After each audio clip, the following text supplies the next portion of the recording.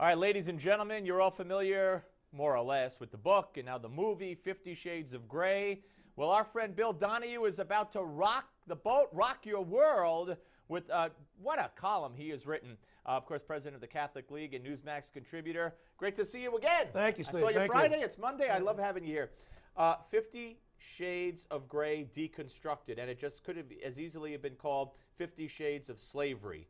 You start with an irony about the feminist movement with Betty Friedan and what this movie represents. Talk about that. Yeah, it is striking. Betty Friedan wrote The Feminine Mystique in 1963. I read the book. It's actually pretty well done. And she talked about the comfortable concentration camp, which she meant that white suburban women were bored living this sterile life. And she says they needed to be liberated. Now, of course, that took on another dimension, liberated in the sense of competing with men in the workforce and looking for equality. Now here you have, fast forward to 2015. The idea of women's liberation seems to have taken a different tack. Well, she was talking about women being controlled by men right. as a bad thing. Exactly. And now this movie shows women sexually being controlled by men as a great thing. Absolutely, that they want to submit. And the fact that this outsells Harry Potter tells me we're not talking about a fringe audience here. That's right. Friedan and others, Germaine Greer and Kate Millett and others, they talked about the male's domination of the female. But now we have in this, they want to be sexually dominated and in other ways dominated. And the attraction is, again, with white suburban women. It's the exact same population, obviously 50 years later.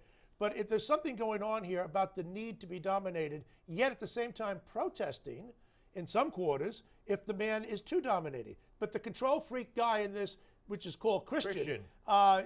Interestingly, he has no problem. And I'll tell you, a lot of men are out there, they want to become the quasi-slave masters of these women. So they got to be careful where they go with this. And do you believe there are a lot of women who want to be dominated sexually by men? Well, you know, I go back to the 1970s, the book by Maribel Morgan, The Total Woman, and that was written by an evangelical Christian. And she was saying the way to a man's heart was to let him control you. And you can get certain things from him. You can kind of sexually manipulate him. But that was regarded as anti-feminist. Right. Now regarded as a celebration of feminism. Yeah, but now they break out their whips in celebration, which is rather striking. You know, but there's another serious point here. People have to be careful, and I mean this in all seriousness. This BDSM, this bondage, submission, sadomasochism, be careful, because some of the practices which I learned about in doing this piece, particularly looking what goes on in the ER departments, on a Saturday night in an urban city. What's going on there? You mean the proctologists are called? Oh, yeah. And the colon rectal problems, and what they find in the rectum is rather startling. And glass, they say, has become very popular. I didn't really need to read an article to come to the conclusion that it's not good for me to sit on my in order to have the glass. But this is what has to be taught to people. It's amazing. The number of people who are doing severe damage to themselves, in all seriousness, is striking. You bring up a third aspect in your piece, and you talk about Judith Reisman, a psychologist, talks about how this is partly pedophilia.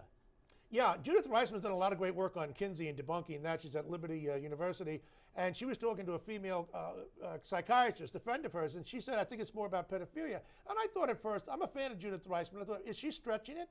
I don't think she is. She describes the girl there skipping and doing cartwheels, but then I read this, what other people are saying. Well, she does have the vocabulary of an elementary school. And she has no sexual experience. She has no sexual experience, which is what the pedophiles really like. That's something that's a natural gravitation there. And then even the filmmaker refers to as a girl. I'm taking her on the journey. Playground. And the playground, exactly. Yeah. I mean, there's something really strange going on here. Look, one of the goals of this book is to normalize kinky behavior. All right? They want to take the kink out of kinky. Why there are so many millions of white suburban mothers in their 30s and 40s who want to be dominated by men is another interesting And what does this say about feminism? Well, I think it probably says that to some extent it succeeded in feminizing men. If you take a look at the book Manliness by Harvey Mansfield from Harvard University, and there's a lot of work been done on this, that women do want men, old-fashioned men. Now, maybe they don't want to be enslaved, I'm not saying that, but they want, there's too many men in our society have been feminized. This is the work of a lot of women and male scholars on this subject. The movie should be called 50 Shades of Slavery? Well, it is 50 Shades of Slavery in my book, because after I read what they're doing to themselves, I don't need to know any more. All right, Bill Donohue, ladies and gentlemen.